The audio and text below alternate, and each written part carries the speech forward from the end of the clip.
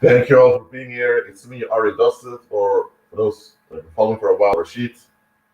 Listen, in this live stream or this class, I want to talk about what happens when reprobates decompose. What the Bible calls a reprobate is what they call in modern day psychology a narcissist or a sociopath or psychopath, depending on the degree of reprobation. Whether the degree of reprobation is low or high, doesn't matter. A reprobate is a reprobate. There is a difference between reprobates who are far, far gone and reprobates who are just, I would say, standard reprobate. But it doesn't matter. A reprobate is a reprobate. So we're going to talk about it now. And by the way, for those that don't know yet, there's a Google Photos album that a link I've shared. You can actually chat, add photos and fellowship with others over there. I see a lot of you already joined it. Please, if you haven't joined it yet, please join it soon of this live stream. When I'm not there, you can fellowship with one another. I think that's also important because I'm also sleeping and working out and doing some daily course outside of YouTube. So that's why it's good for you all to fellowship on the Google Photos album. And don't worry, every 2 days I'll come by, we check if there are trolls, and the trolls are removed mercilessly without any warning. So don't worry about it. Just keep it Christ-centered. That's fine. I see William is here. Well, I'm glad you're here, William. Ismir is here. Maria is here. Mark's here. Tammy is here also, which is good. It's not the drive. It's the Google Photos album. It's the newest community post I've posted. All right. So today, as I mentioned before, I'm talking about decomposing reprobates. Okay? And again, reprobate is what they call a narcissist, sociopath, or psychopath. I'm not going deep into the psychological terms right here, but we're going to use the biblical term reprobates. Okay? And we don't make a distinction in the intents of control reprobates and just the common reprobates. A reprobate is a reprobate. Okay? Now, what makes someone a reprobate? It's very simple.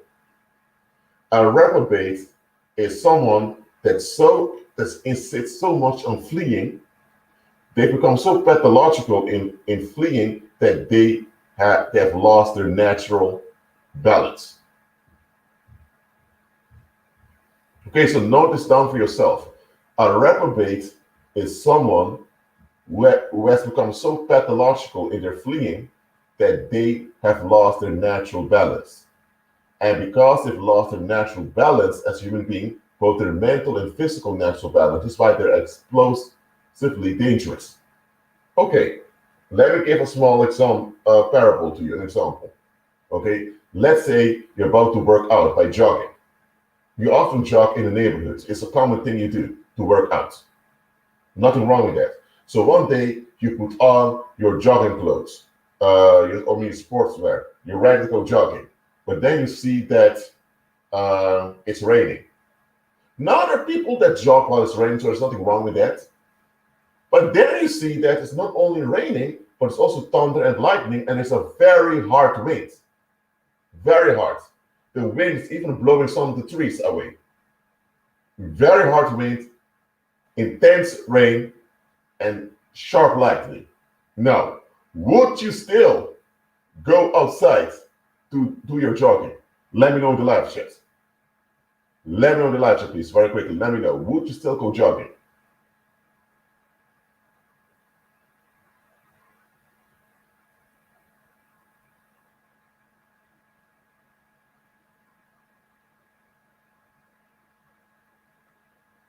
I'll wait for your answer. Okay, I got one answer ready. What about the rest?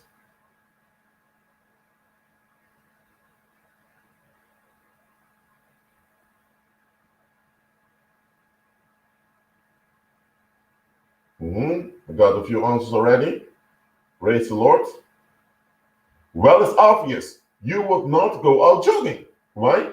Because the moment you see and hear the intense storm outside, a lot of intense sharp lightning, heavy wind that even blows some of the trees away, and a lot of rain falling, your mind goes into a lockdown. Your mind shuts down. You can't move your body anymore. You're stopped from going outside. Your mind is designed by the Heavenly Father to keep you safe. Okay? So your mind goes into lockdown. You will go, and physically, you will even lose strength. You can't even move towards the door anymore. We human beings, we have a natural balance that we were born with, all of us. That natural balance is there to keep us safe. Let's say you're driving your car, okay? And suddenly, out of the blue, this 4-year-old runs down the street while you see the parents are running up with shots. What happens? Suddenly, your mind goes into a shock, and before you know it, you're on the brakes and you're diverting the car away, not to hit the child.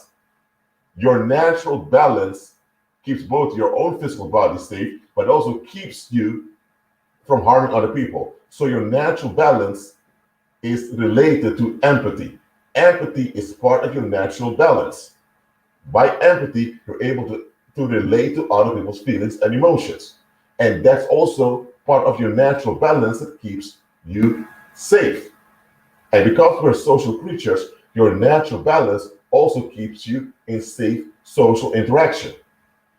For example, if someone was upset and just screamed at someone just because they were angry, later they may think, okay, later their mind will replay the situation and they'll realize, why did I scream like that? Why am I doing this? And then they'll feel bad, thinking, I shouldn't treat people like this. Then they'll likely apologize and realize, I don't want to do this again. So your natural balance involves your empathy. It's what keeps you safe, both to yourself as well as to other people. Every human being must have this natural balance in order to be healthy. For example, you may eat fast food one day, but you'll get very uncomfortable with the idea that you've eaten fast food for over 5 days. You're going to think to yourself, what?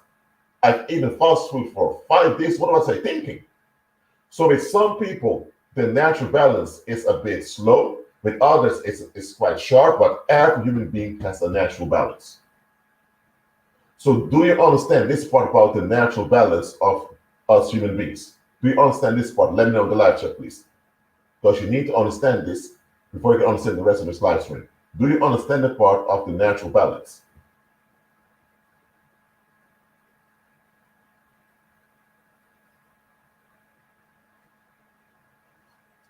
So, we have this natural balance, which begins in the mind and works out in the body. That's how we're designed. However, bad thinking can erode your natural balance. For example, let's go back to the example I just gave of that individual that wanted to go jogging outside, but he saw thunder, lightning, very hard winds. Now, this is too overwhelming. He cannot afford himself to just go outside because his mind's in a lockdown. But what if this individual has been putting himself in danger over and over again for the past months? His natural balance has eroded. Let's say now that this individual saw heavy rain and he still went jogging. Even though everyone will tell him, listen man, it's raining quite heavy outside. It's not wise to jog. You may endanger your own health by all that cold rain on you. Let's individual went anyway. So now his natural balance has been eroded because he has put himself in danger despite the warning signals of his mind and his body. So next time he does it again and again, and before you know it, he becomes numb to the warning signals of his own mind and his own body. So eventually, the natural balance will not work anymore.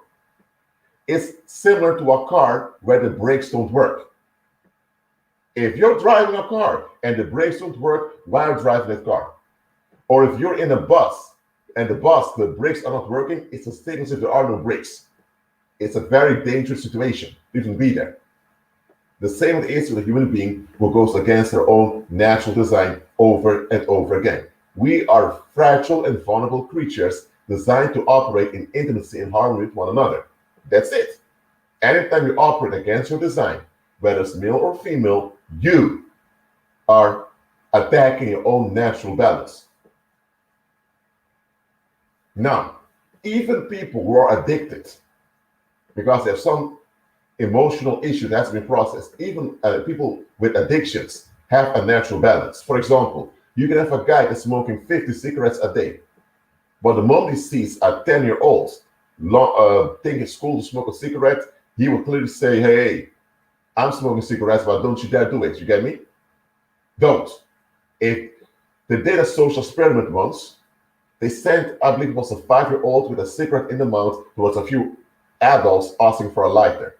The adults lost their minds because they saw a 5-year-old with a cigarette. So even people with addictions have a natural balance. Even though their natural balance is defective in some areas, they still have it.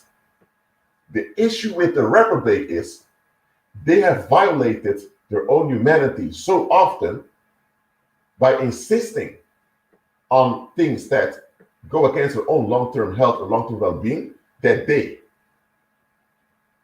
actually are operating as if the natural balance is not there. So the natural balance is as good as gone.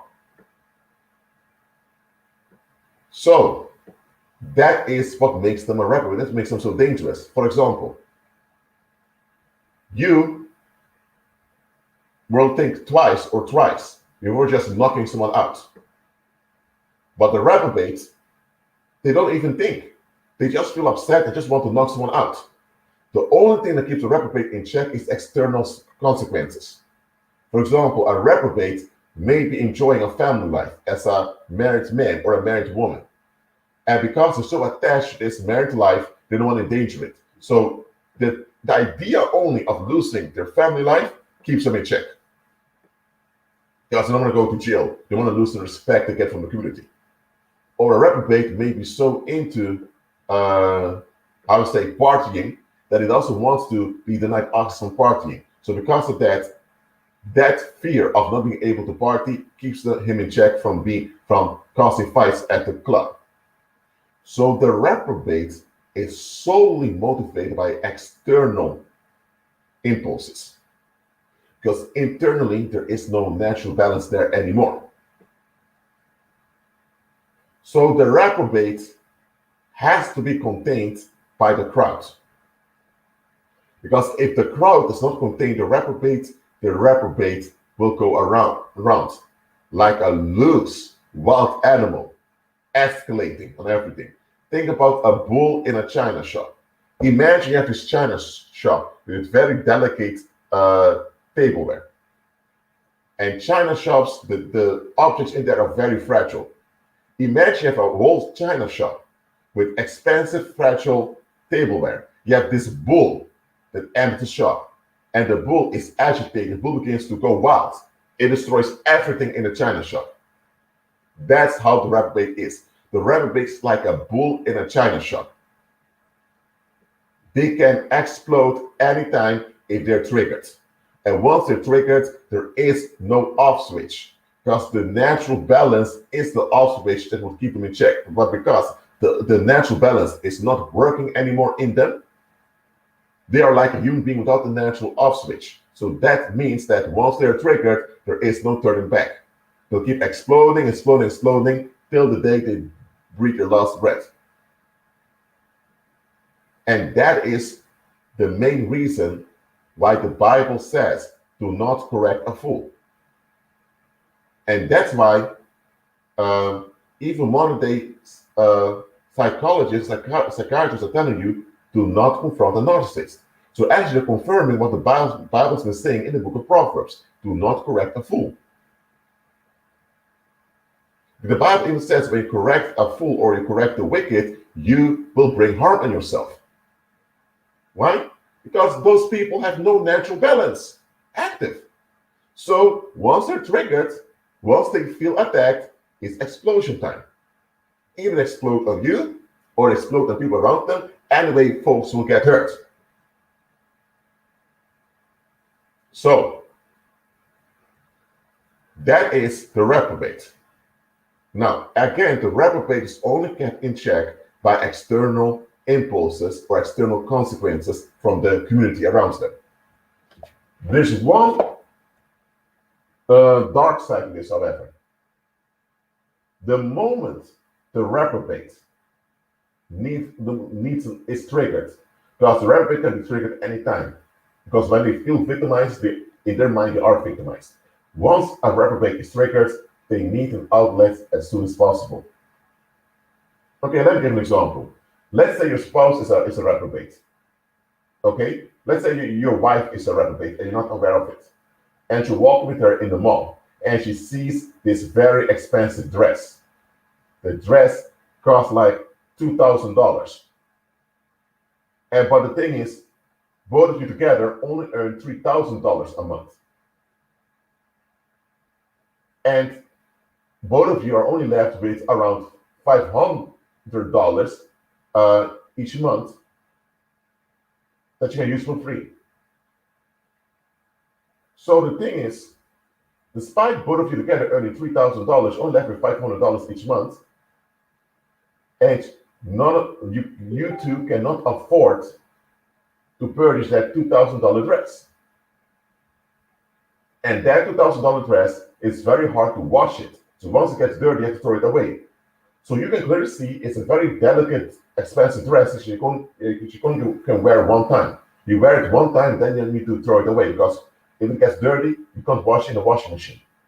Then you have to spend hundreds of dollars to clean it also. So you see your wife getting so excited about this dress, and you ask yourself, what's wrong with her? Does she realize that we cannot afford this? So you tell your wife, darling, I get you like this dress, but I don't think we're able to afford this. There are some alternatives over here also. And she says, okay, honey, you're right, we can't afford it. 5 months later, she begins to scream at you, accusing you of being lazy. And you're thinking, lazy for what? I work 38 hours a week. She works 24 hours, a bit less. We both have jobs. We both are working. We both do. Even when I'm out of work, I'm doing course in the household. So you're thinking, what is this woman claiming I'm lazy? And she kept accusing you of laziness. So when you asked for proof of laziness, she lost her mind. She began to scream. Then she began to throw objects in the kitchen towards you. And she thought, ho, hold on a minute. She's throwing objects from the kitchen. It's very dangerous. You tell her to cut it out. And then it comes out of her. You don't love me. You neglect me. And then you ask her first to say I'm lazy. Now say I'm neglecting you. What's going on? And then it comes out. 5 months ago, you denied me that beautiful dress. You know it was what I always wanted.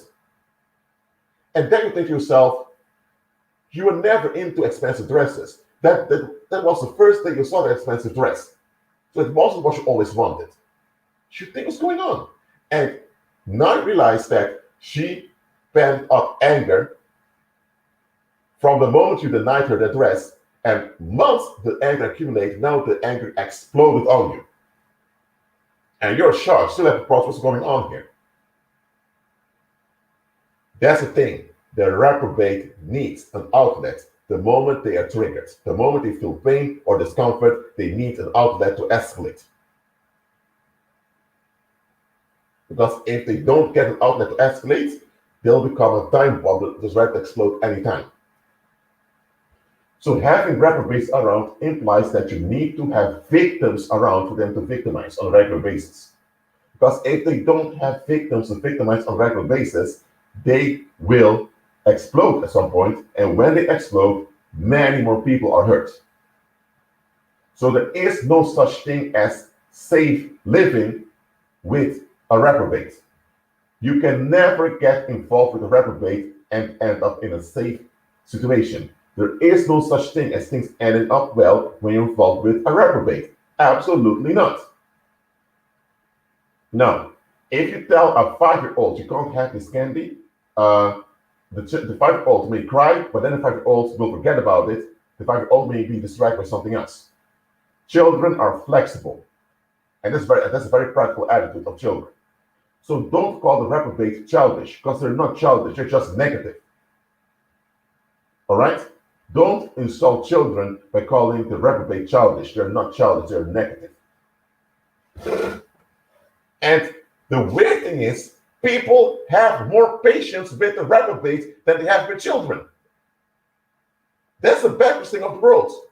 It's the reprobates you have to be impatient with and cast out. Not children who don't even have a mind of their own. Children don't have a mind of their own. They don't have the ability to think and analyze things. They can't. That's why the adults, are there. So children are very easy to manage. Even when a child really wants something, you can easily divert attention away from a child. Just need to know how to do it. A child can easily form and shape. A reprobate, you cannot. A reprobate insists on exploding and being self-destructive. A reprobate will even fake as if they're all right. They will even fake as if they're improving just to drain you. Yet in the world, people make tons of excuses for reprobates. But when it comes to children, they're very impatient, saying, oh, children are difficult, children are annoying, this and that. And I'm thinking to myself, what? Some people even think it's okay to beat children when they, quote unquote, are uncomfortable. Hold on. Are they going to beat the reprobates in their life? Whether it's a spouse or one of their parents or one of their employers or one of the politicians in the country? No, they wouldn't do that. Oh, but because a child cannot fight back, oh, it's okay to escalate on a child. We just call it discipline, just to hide the narcissistic abuse. Well, that's the type of backwards world we're living in. The reprobate's excuse most of the time, and children are escalated upon. Look, when reprobates don't have continual outlets for their pollution, they will mentally decompose.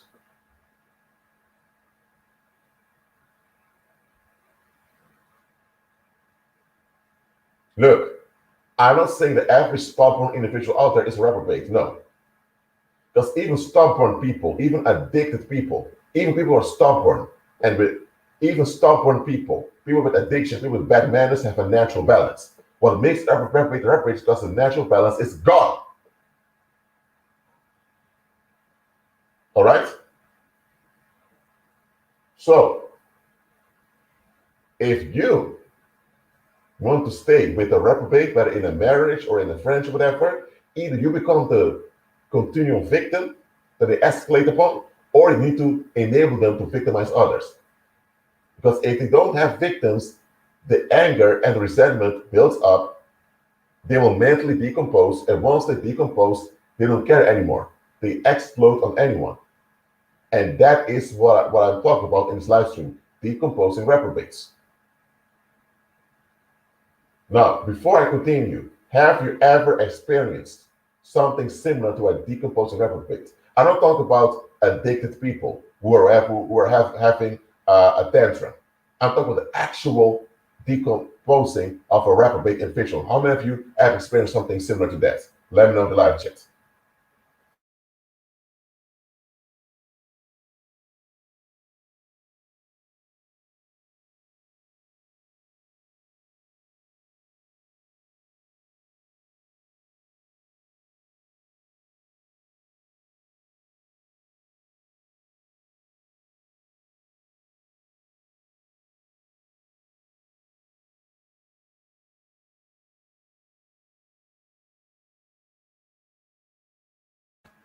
Okay, 2 people had such an experience. What about the rest of you? Maybe you were not aware it was decomposition of the reprobates, but now you know what it is.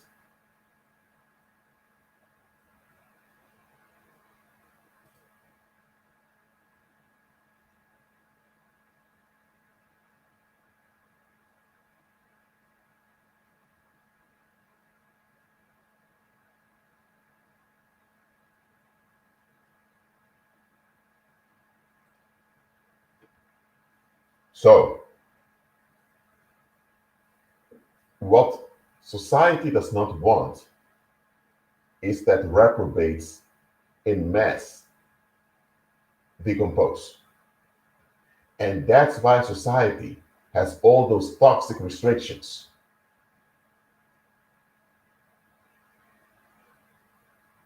And those toxic restrictions are there to make sure that the reprobates amongst them always have an outlet. And by the way, worldlings by default are looking for an escape. So worldlings by default don't want solutions. They just want to be relieved. But reprobates are the extreme ones who are losing every natural capacity to reason. Now, there's one thing about reprobates that you need to understand. I already explained to you they have no natural balance. That's already something quite dangerous. But understand this. Anytime a reprobate is charged because they feel rejected or they feel hurt or they feel upset or whatever, anytime they're dealing with any type of emotional or mental difficulty and they have no outlet to escalate upon, they will begin to justify their bitter attitudes. And the more they justify their bitter attitudes, their bitter attitude cannot be justified, but they justify it to themselves. The longer they do it, the more they will lose their common sense capacity. The more they insist on their self-justification, the worse off they'll be mentally. Why? Because, for example, a reprobate may see a reprobate may be in a car, and the car in front of him suddenly stops. The reprobate thinks, what the heck is going on? Now the reprobate can clearly see that there was suddenly a child running down the street. So the reprobate can understand the individual in front of me had to stop, or else a child would have died. The reprobate can be angry at the parent for letting the child on the loose like that. That's justified. The reprobate has no excuse and no reason to be angry at the driver in front of him for stopping. But the reprobates only think about her own comfort, and their comfort has been violated by what happened. So now they're angry. They don't care what the situation is. They're angry, they're upset, and someone needs to die. So they will get out of the car, ready to go and knock out the individual in front of them. But what if they see the individual in front of them has a gun or they have a baseball bat? Now suddenly they stop and walk away. The external consequence or potential consequence can't be in check. They still feel justified wanting to beat up that individual in front of them, even though there was no justification for it. Now, that same reprobate is kept in line. But what if the reprobate is decomposing?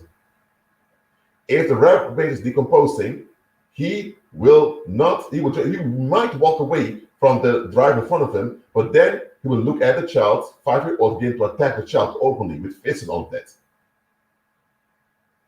Now, he or she knows that if they would do that, people will jump on them.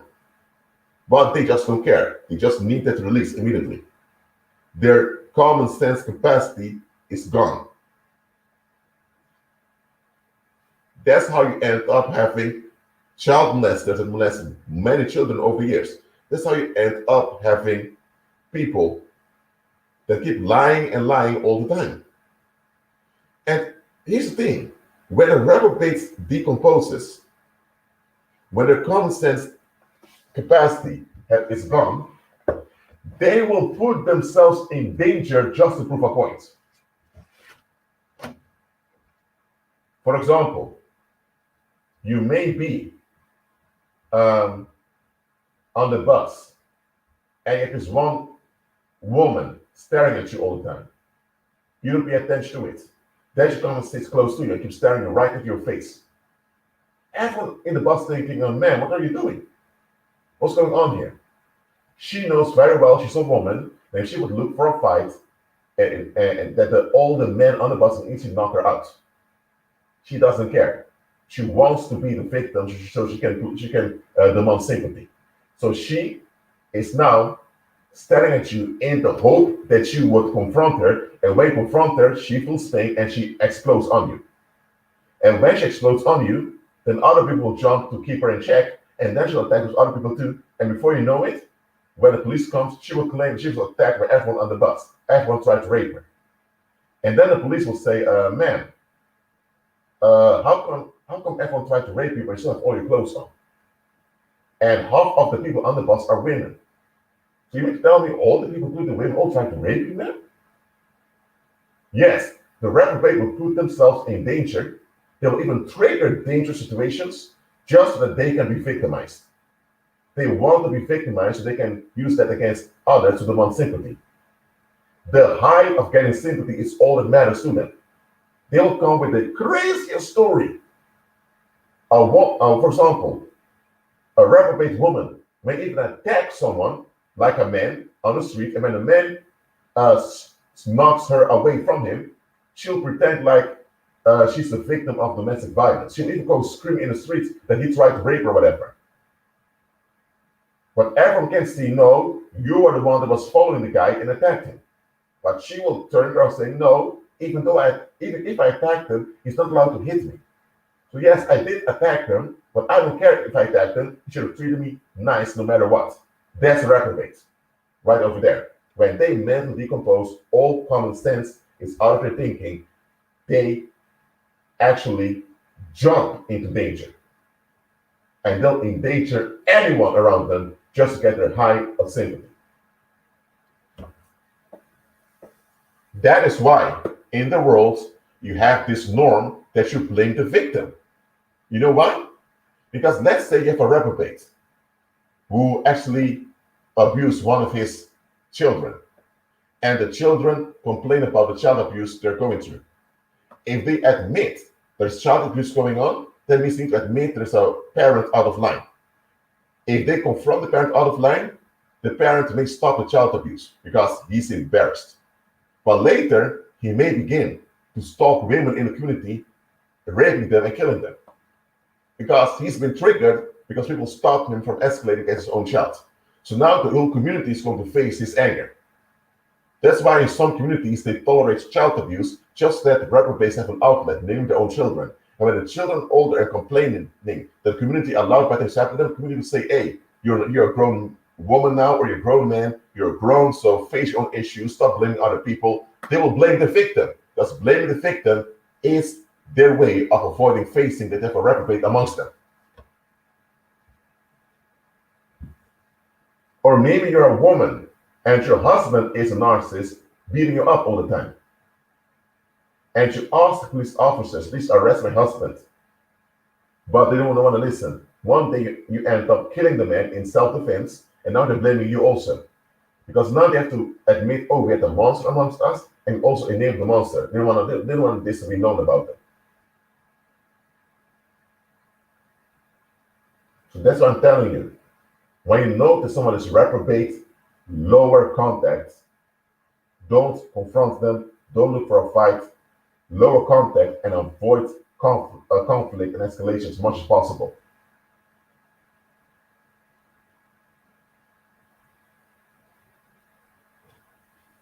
So remember this. The longer a reprobate is alive, the more their mind deteriorates, and the less common sense capacity is left in them.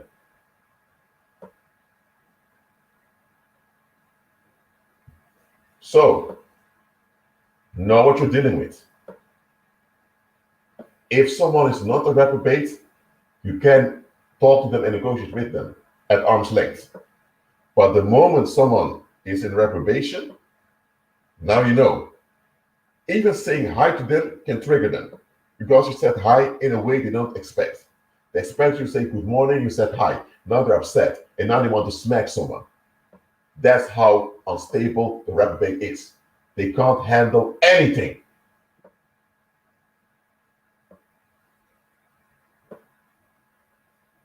So that is why we as saints, we need to enforce peace ahead of us. We need to enforce judgment and repercussions on the authorities around us and also on the public. Because it's the public that keeps enabling those reprobates. Many of those people became reprobates because they were shaped into the monsters they become by the community. Now, that doesn't excuse them becoming a monster because they had a choice to repent, but still, if the community creates its monsters, let the community deal with them if they don't want to repent.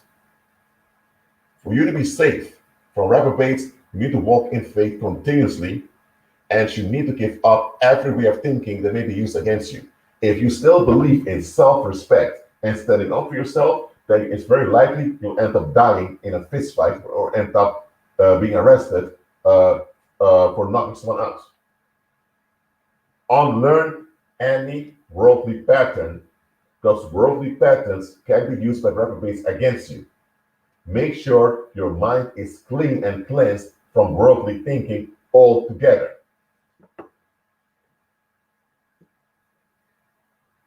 So do not argue nor fight with a reprobate.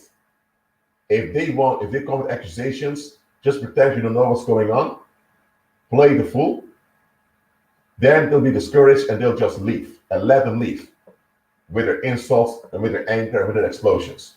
Never confront a reprobate, because either they explode right there and you have to deal with a very physical dangerous situation, or they will later explode on the whole community, causing mass harm to many people.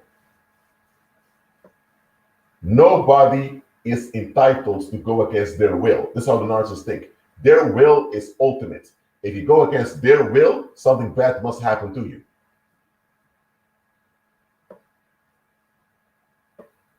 So stop making excuses for reprobates. A reprobate is a reprobate. Admit to yourself what they are and take proper actions to keep yourself as well as others in safety. All right. So that's why I also told you, unlearn the excuses of the world.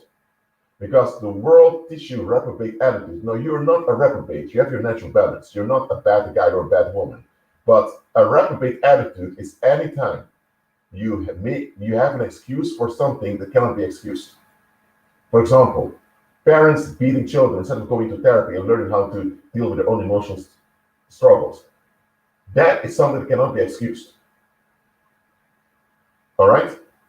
Or a whole community tolerating a corrupt politician for years instead of revolting. That's all something that cannot be excused. Too often, we have an excuse attitude towards things that cannot be excused. All those excuse attitudes are reprobate attitudes. If you have a reprobate attitude, it doesn't mean you are a reprobate. No, it simply means that you are acting as an enabler. You have been raised to be an enabler of reprobates. So those are the attitudes you need to unlearn. Some people believe in things that don't add up, like free will. You can will for free. If every human being on the earth decides, okay, I will something, and nobody has a right to go against my will, what type of world would you have? If everyone said, if we solve the concept of boundaries, putting limits on other people, what if every human being decides, I hold on to my limits? And let's say people begin to fight about which limits are valid. If everyone decides, I have my limits, and the limits all go against one another, you're going to have people fight each other 24/7 to validate their limits. So the whole concept of free will and boundaries are reprobate concepts that cannot work in reality because we're social creatures. You need to learn to be flexible and practical with your fellow human beings instead of holding on to restrictions. But hey, the world teaches you reprobate attitudes. And you think those reprobate attitudes are beneficial. They are not. So unlearn reprobate attitudes. They will not benefit you at all. All right. Now, this was what I wanted to teach today. So now you have the time to ask questions related to this topic. So if you have questions related to this topic, please ask them right now, please. Thank you very much.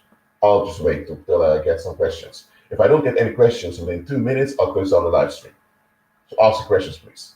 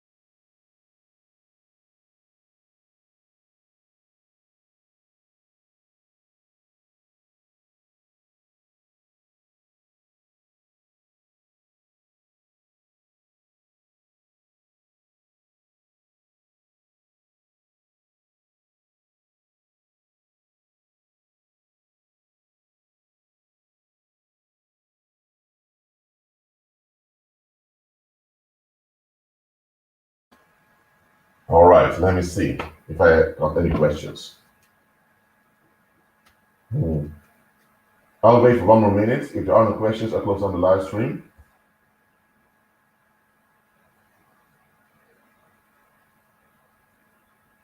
Seems like many of you are well educated in this area, which is very good. I'm glad about it.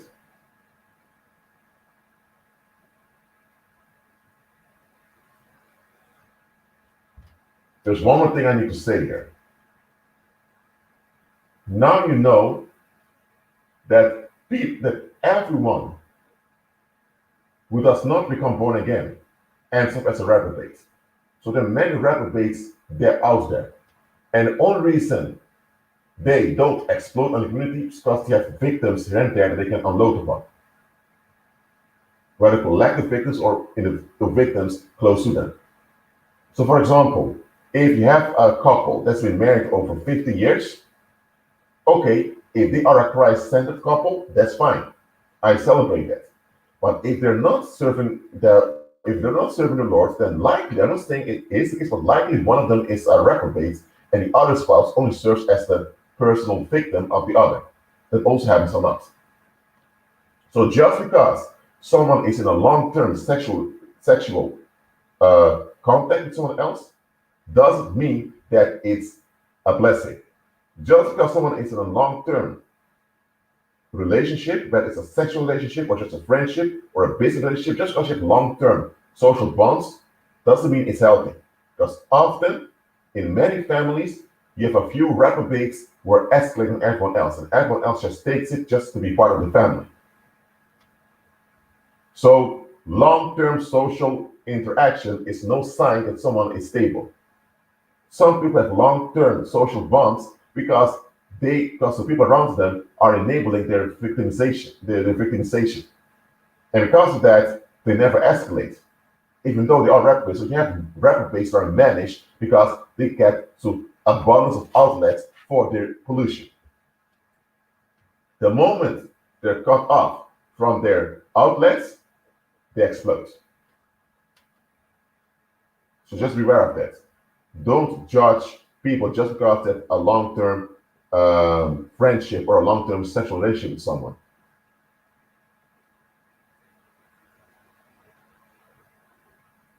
So if you have older relatives whom you suspect to be a reprobate, do your examination.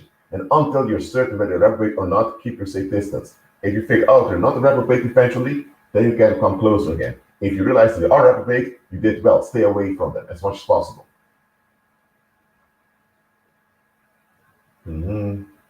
All right. I didn't get any questions here. So thanks for being here. Thanks for listening. Keep agreeing with Christ. I'll see you next time.